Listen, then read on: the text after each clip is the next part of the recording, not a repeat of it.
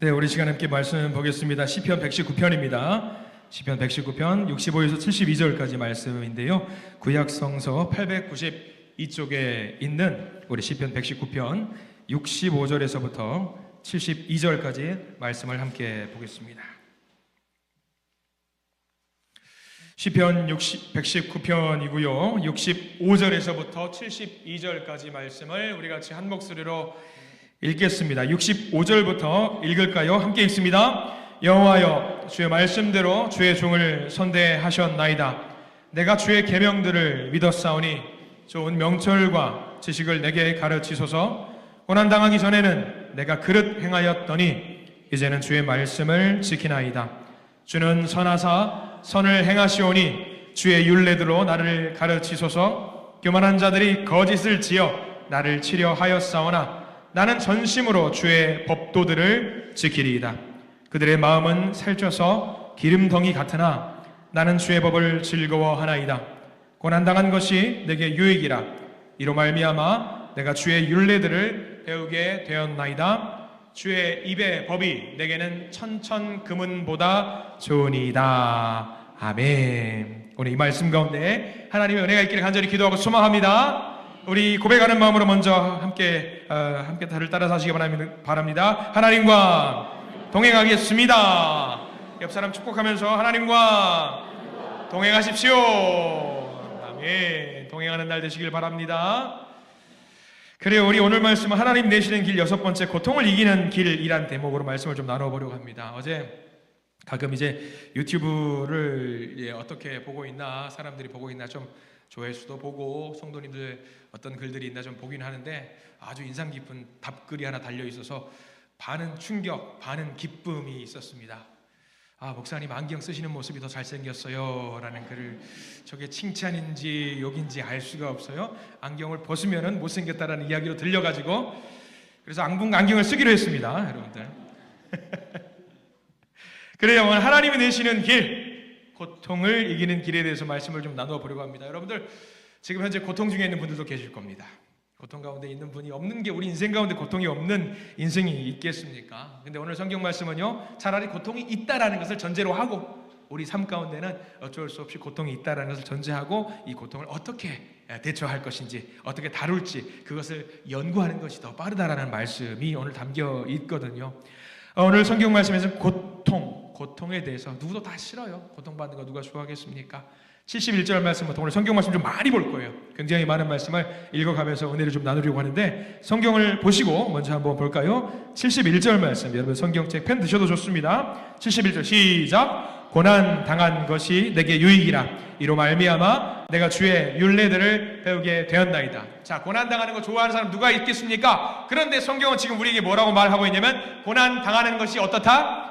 유익이다 라고 이야기를 하고 있어요. 그 이유도 나와 있죠. 왜? 이 고통을 통해서 주의 율례들을, 주의 법도를 내가 알 수 있게 되기 때문에 고통을 당하는 것이 유익이라고 말하고 있습니다. 우리는 삶 속에서 늘 찬양하고 기도하고 말씀 보고 묵상하라고 배웠습니다. 근데 그게 고통에 처하면 잘 안 되죠. 머리로는 알고 있습니다만은 잘 안 됩니다. 고통이 임하게 되면은요, 고통이 우리를 주장하게 됩니다. 그래서 어떤 목사님들은 그렇게 말씀을 하셔요. 모든 고통에는 하나님의 교훈이 숨겨 있다라고 말을 하기도 합니다. 고통을 통해서 하나님의 말씀을 제대로 적용하고 배울 수 있다라는 말이지요. 고통이 필요한 것 같아요. 출애굽을 했던 이스라엘 백성들이 그 증거인데, 고통이 그들 가운데 주어졌을 때에 무언가 배울 생각을 하지 않았습니다. 출애굽을 했고 힘들다고 원망하면서 불평만 했던 이스라엘 백성들, 고통 속에서 배워야 됐어요. 아, 내가 왜 이런 고통을 당하게 됐나? 배워야 됐습니다. 하나님을 의지하는 방법을 배우고 터득했어야 됐습니다. 그런데 이스라엘 백성들이 출애굽 과정 중에 그것을 못했습니다. 터득했으면 됐는데 터득하지 못했고요, 터득했던 딱 두 사람만 가나안 땅에 들어가는 복을 누리게 되었습니다. 그 사람이 누군지 아시죠? 여호수아와 갈렙, 두 사람만, 출애굽했던 사람 중에 두 사람만 가나안 땅에 들어갈 수 있었어요. 분명히 고통을 통해서 주어지는 놀라운 영적인 은혜와 진리의 복이 있다라는 사실을 반드시 아시기를 바랍니다. 자, 고통의 특징에 대해서 몇 가지 좀 알아보려고 합니다. 화면을 한번 띄워주시면 좋겠습니다. 고통의 특징에 성경이 말하는 고통의 특징인데요. 첫 번째는요, 고통은 영원히 계속되지 않습니다 라는 이야기입니다. 화면이 좀 안 나오나 보죠? 고통은 영원히 계속 지속되지 않습니다. 그래요, 이제 나왔네요. 고통은 영원히 지속되지 않는다라는 특징이 있어요. 하나님이 내시는 그 길 가운데에 고통이 있을 수 있는데 그 고통은 계속되지 않고요, 언젠가 반드시 종점이 있다라는 거예요. 이 고통은 때로는 어두운 터널을 통과해야 되고요, 가파른 오르막길도 있습니다. 힘들죠. 그런데 지나가고 보면 그 길이 더 빨리 가는 길이고 복된 길이고 목적지를 향해 확실히 보장받는 길이라는 것을 알게 됩니다. 힘들지만 지나가는 길, 하나님이 내시는 길의 일부분. 그래서 다윗은 이런 고백을 한 적이 있습니다. 시편 23편 4절 말씀인데요. 화면으로 한번 띄워드릴 텐데 함께 읽어보겠습니다. 시작. 내가 사망의 음침한 골짜기로 다닐지라도 해를 두려워하지 않을 것은 주께서 나와 함께 하심이라. 주의 지팡이와 막대기가 나를 안위하시나이다. 저 말씀에서 여러분들 표시한 부분을 잘 보시기 바랍니다. 내가 사망의 음침한 골짜기로 다닐지라도, 모르는 사람들은 저 말씀을 보면은요, 얼핏 보면은 그냥 고통의 골짜기에서 이리저리 헤매는 것처럼 보인다라고 말을 합니다. 근데 저 말씀을 영어 성경에서는 뭐라고 표현을 하느냐? 죽음의 그 그림자의 골짜기를 걸어서 통과한다라고 나와 있어요. 걸어서 통과한다. 헤매는 것이 아니라 통과해요. 고통의 시간이 있지만, 힘들지만, 괴롭지만 미로처럼 헤매는 것이 아니라, 머무는 것도 아니라 오히려 때가 되면은요, 통과하게 된다라는 이야기입니다. 그게 하나님이 내시는 길의 특징입니다. 근데 우리는요, 고통의 골짜기에 서 있을 때에 그 고통이 영원할 것처럼 느껴지게 됩니다. 영원할 것처럼. 심지어 우리가 작은 상처라도 났을 때의 생각을 해보십시오. 이 상처가 빨리 나았으면 좋겠는데 금방 안 나요. 오래 지속되는 것처럼 느껴집니다.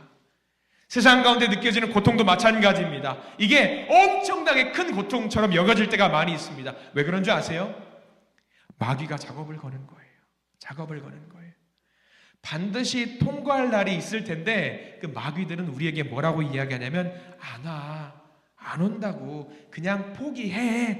그렇게 속삭이는 것처럼 들릴 때가 많습니다. 그래서 우리 주변에서 믿음의 경륜이 오래되신 분들을 보면은요, 시련과 아픔이 없는 게 아니라 있어요. 근데 그분들은요, 고통의 때를 이겨내는 방법이 남다르더라고요. 신앙생활 오래 하시는 분들은요, 고통이 있을 때에 슬퍼하지 않아요. 그냥 무던해요. 표정 변화도 없고 여전히 찬양하시고 여전히 기도하시고 여전히 묵상하시면서 하나님의 길을 묵묵히 따라가는 분들이 많이 계십니다. 여기 계신 분들이 그런 분들이라고 저는 믿어 의심치 않습니다. 심지어 어떤 분들은요, 자기 죽음 앞에서도 무던하게 그냥 인자한 미소를 띄우시는 분들도 제법 많이 봤습니다. 하나님의 길을 가시는 분들인 거죠.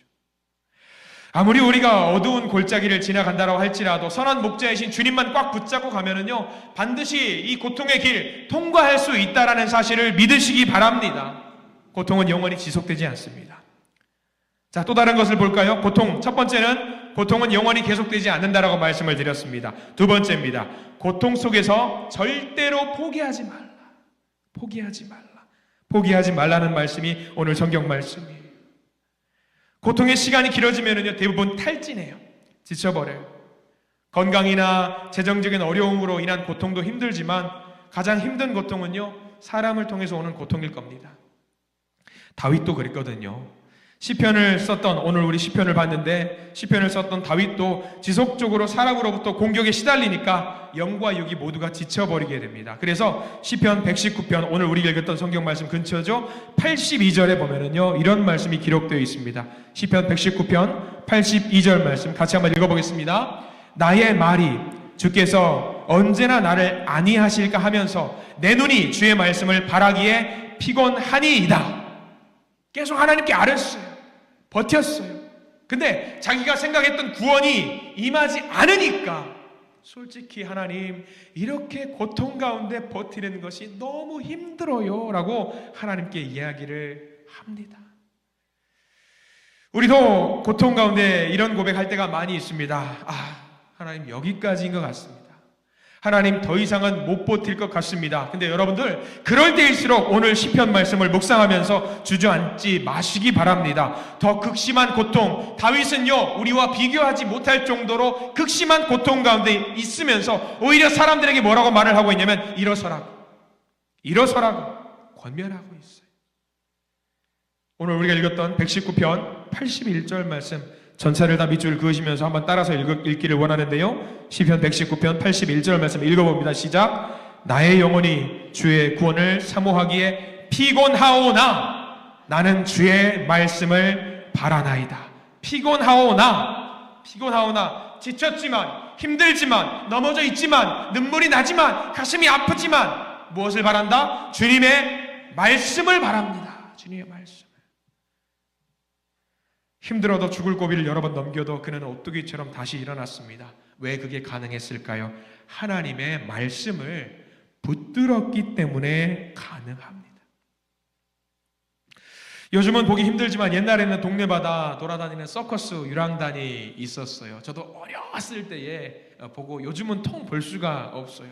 근데 그거 볼 때에 어떤 생각이었냐? 얼마나 긴장되고 쫄깃쫄깃하든지 그렇게 긴장되는 순간에 고개를 펼치는 사람들이 마음을 놓고 그런 쇼를 펼칠 수 있는 이유가 무엇일까? 떨어지더라도 뭐가 있기 때문에? 그물이 있기 때문에 넘어져도 괜찮거든요. 여러분, 서커스 유랑단 보신 분들 족족 다들 성공하시던가요? 막 위험한 고개를 펼칠 때 성공하신 거 다 성공하셨어요? 저는 실패한 거 본 적이 있어요. 이렇게 빡 해가지고 점프를 해서 상대방이 딱 잡아줘야 되는데 잡으려다가 놓쳐요. 그러면 그 사람 어떻게 되는지 아세요? 쭉 떨어져요. 그럼 사람들이 뭐라고 하는지 아세요? 우와! 그래요. 그리고 떨어질 때 우와! 잘해도 우와! 못해도 우와! 그 다음에 다시 일어나서 한 번 더 시도해요. 그리고 다시 잡아요. 그럼 어떻게 하는지 아세요?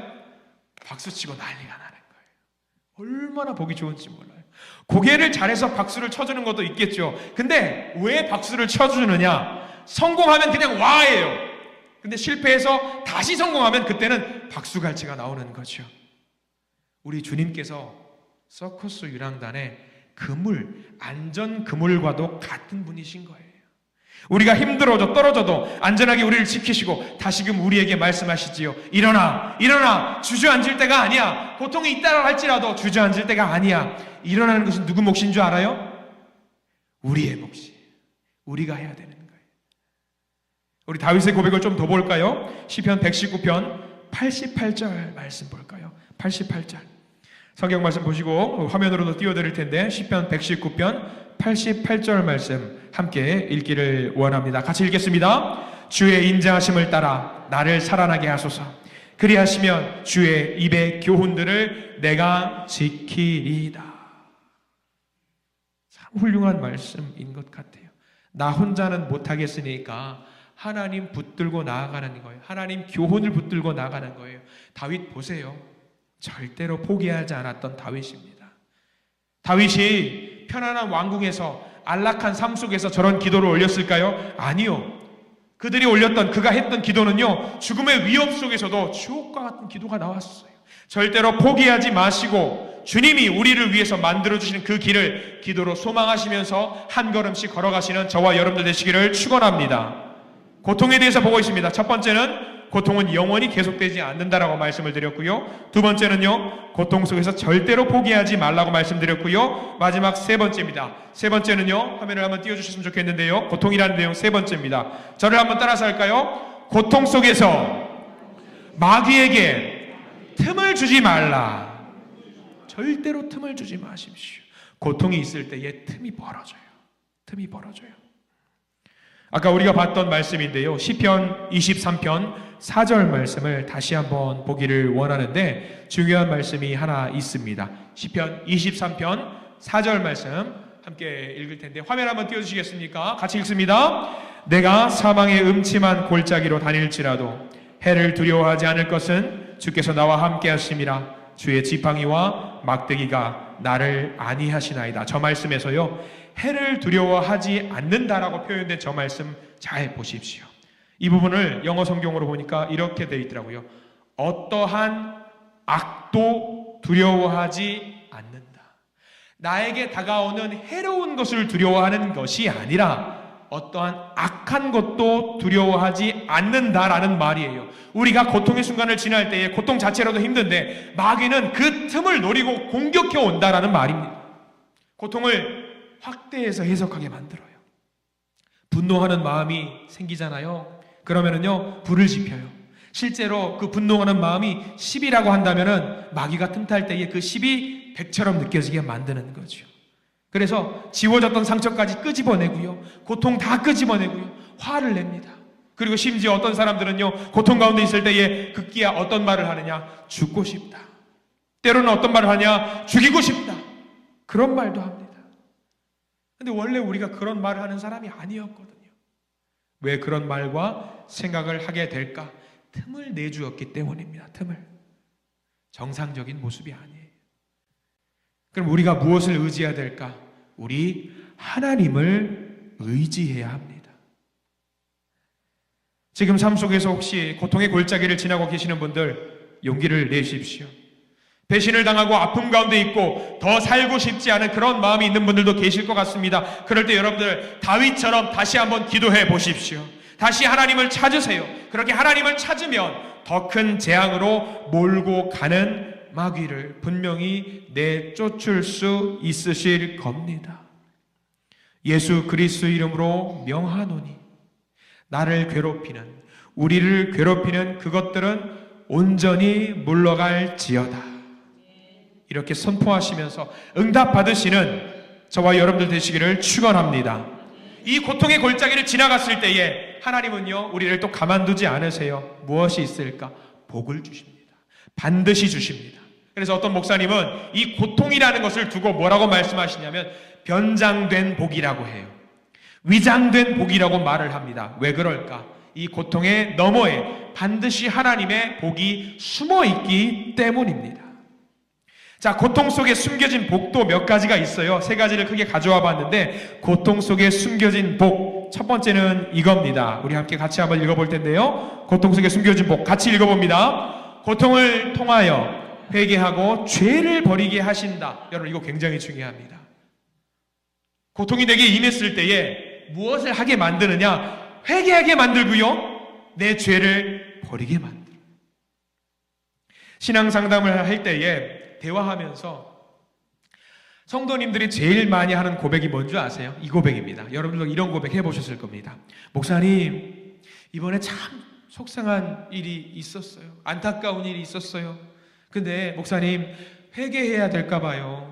잘못한 것이 있는데 그것에 대한 벌로 하나님이 이런 일을 주셨나 봐요. 이런 고백 여러분 해보신 적이 있으시죠?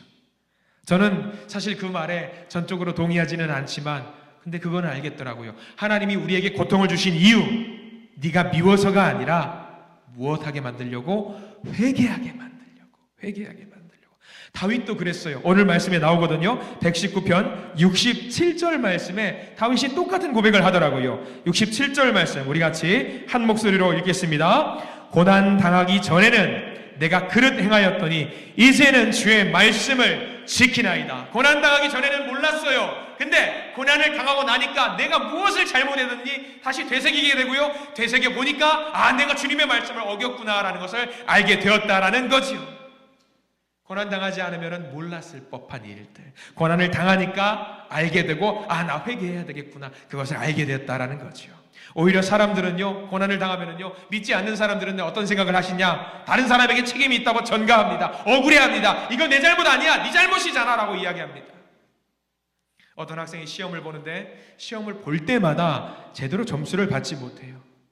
그래서 부모님이 물어봅니다. 너 왜 그렇게 시험 못 봤냐? 학생이 뭐라고 대답하죠? 선생님께서 잘못 가르쳐 주셨어요.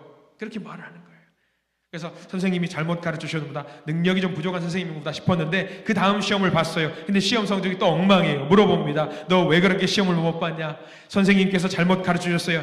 얘 이 녀석아, 한 번이면 됐지 두 번이냐? 그 다음 시험에 또 뭐라고 말할까? 학생이 선생님이 잘못 가르쳤어요. 일로 와. 그때부터는 회초리가 나가는 거죠. 자기가 공부하지 않은 것에 대해서 말하는 것이 아니라 오히려 책임을 전가할 때가 많이 있다라는 거죠. 하나님은 우리가 형통할 때에 깨닫지 못했던 것을 고난과 역경을 통해서 알게 만들어 주십니다. 잘 기억하십시오. 또 하나입니다. 고통 속에 숨겨진 복이 하나 더 있어요. 방금 우리는 첫 번째에 고통을 통해서 회개하고 죄를 버리게 하신다라고 했고요. 두 번째 내용을 한번 볼까요? 고통 속에 숨겨진 복 내용이 있습니다. 화면 한번 띄워주셨으면 좋겠네요. 두 번째 같이 읽어볼게요. 고통을 통하여 새로운 지혜를 배우게 하신다. 새로운 지혜를 배우게 하신다. 여러분들 고통이 나쁘다고 해서 아이들에게 고생 안 하게 하려고 하는 부모님 계십니까? 그래서 훈계를 안 하는 부모님 계십니까? 안 계실 겁니다. 반드시 훈계를 하실 겁니다.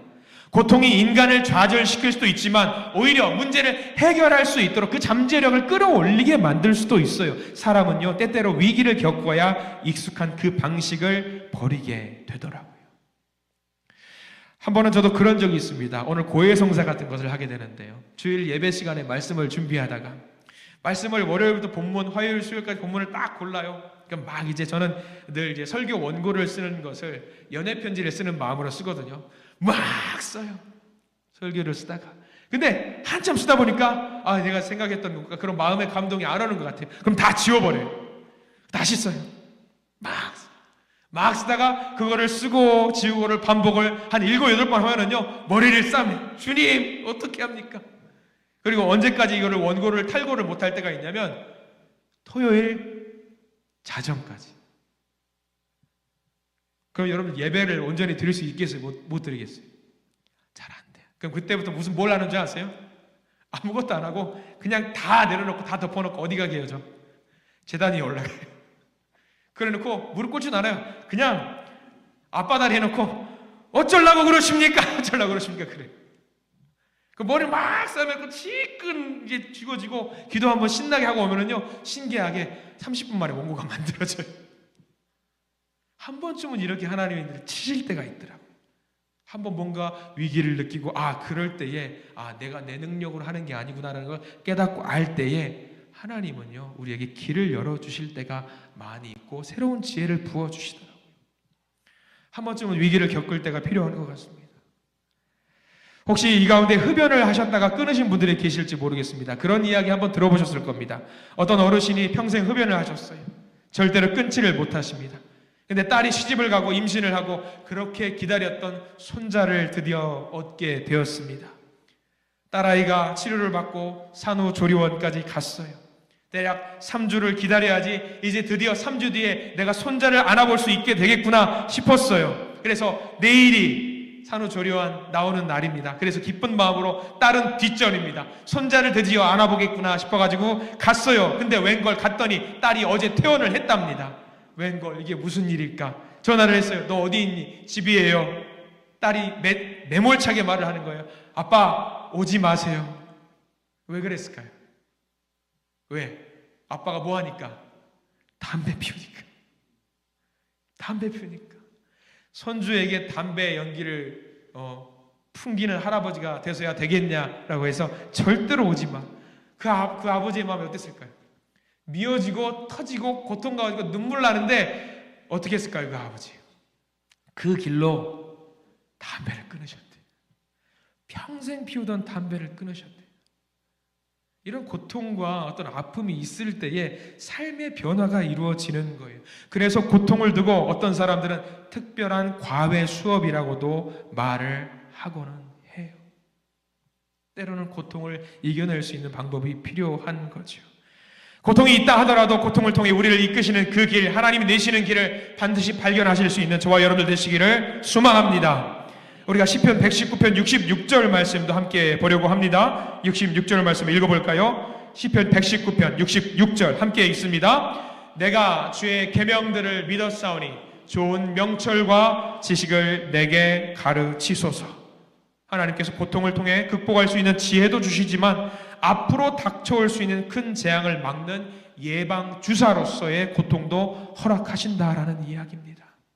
고통, 복이라고 생각하십시오. 하나님이 내시는 길을 따라간다라고 생각하시고 잘 견뎌가시기를 바랍니다. 자, 고통 속에 숨겨진 복 세 번째입니다. 첫 번째는 우리가 뭐라고 말씀드리냐면 고통을 통해서 회개하고 죄를 버리게 하신다라고 말씀을 드렸고요. 두 번째는요, 고통을 통하여 새로운 지혜를 배우게 하신다라고 말씀을 드렸습니다. 세 번째 같이 읽어봅니다. 세 번째입니다. 시작. 고통은 다른 성도들을 격려하는 도구가 된다. 고통을 통해서 다른 성도들을 격려하는 도구가 된다. 맞는 말이에요. 우리 시편 119편 74절 말씀을 같이 보겠습니다. 시편 119편 74절 말씀 같이 한번 읽어봅니다. 시작. 주를 경외하는 자들이 나를 보고 기뻐하는 것은 내가 주의 말씀을 바라는 까닭이니이다. 내가요, 여러분들 우리가요, 말씀 붙들고 고통을 잘 통과하면은요, 다른 성도들이 그 모습을 보고 따라가게 만들어요. 따라가게. 예전에 TV에서 뭐 다큐멘터리 프로그램이나 인생극장 같은 프로그램 보면서 암 투병 하시는 분들 보거나 또는 교회에서 암으로 고생하시는 분들, 심각한 병으로 투병 생활 하시는 분들 보면은 예전에는 그런 마음이 들었어요. 안 됐네. 참 안 됐네. 어떡하나 하고 넘어갔어요. 감흥이 별로 없었어요. 전도사였고 목사였지만 그런 분들 보면서 감흥 없이 넘어갔어요. 근데 그 과정을, 그 고통의 과정을 나도 집에서 한번 같이 보니까 이게 이제 그런 분들 보면은요, 남의 일 같지가 않은 거예요. 그러면서 이제는 말씀을 드릴 수 있죠. 힘을 내시라고. 우리를 보라고. 하나님이 생명 주셔서 이겨낼 수 있게 만들어 주신 거 아니냐고. 이 고통이 있지만 반드시 그 끝자락, 이 터널 끝자락이 있고 밝은 빛이 있으니까 힘을 내시라고. 이제는 내가 권면할 수 있겠더라고. 사도 바울도 마찬가지였어요. 몸에 육체에 가시가 있었어요. 여러 병으로 인해서 사도 바울은 사역에 장애가 있었습니다. 그래서 사도 바울은 기도했습니다. 하나님, 이 병 고쳐주셔야지 제가 더 열심히 사역할 거 아니겠습니까? 하나님이 뭐라고 하시죠? 아니야. 이 은혜가 너에게 족하다. 약하지만 이 약함을 통해서 더 완전하게 될 수 있다. 그리고 바울이 고백하죠. 약할 때 강함 대신에 고백하죠. 여러분들 고통 가운데 계시는 분 오늘 말씀 붙들고 감사하시기 바랍니다. 내 고통으로 인해서 나를 보고 누군가가 하나님의 자녀가 될 수 있습니다. 그 일을 위해서 하나님께서 지금 우리를 사용하고 계신 것일지도 모릅니다. 그렇기 때문에 고통 가운데 있는 성도님들, 여러분들은 하나님이 자랑하시는 명품 인생이라는 것을 믿으시기 바랍니다. 다른 사람들에게도 복을 전해줄 수 있는 귀한 명품 인생입니다. 그래서 허락하신 그 고통이 하나님이 내시는, 나에게 주시는 복의 길이라는 것을 기억하시고 명심하시고 그 길을 힘써서 걸어갈 수 있는 우리 모두가 되시기를 간절히 축원합니다. 다윗과 같은 그 길, 복된 길, 하나님이 내시는 길, 하나님 손 붙들고 당당하게 걸어가시는 우리 모든 믿음의 성도들 되시기를 간절히 축원합니다. 기도하겠습니다. 주님,